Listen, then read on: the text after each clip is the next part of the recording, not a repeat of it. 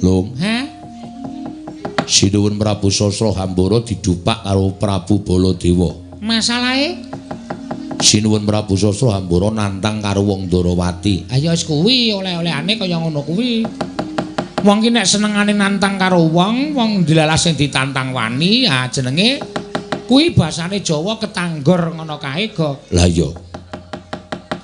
Gok wonten dawuh. Prabu Baladewa pasang sayembara perang. Sapa sing cilik gedene iso nguli kadidaning Baladewa menang mboyong Sekar Wijaya Kusuma. Apike piye, Bok? Apike Wangsul mawon.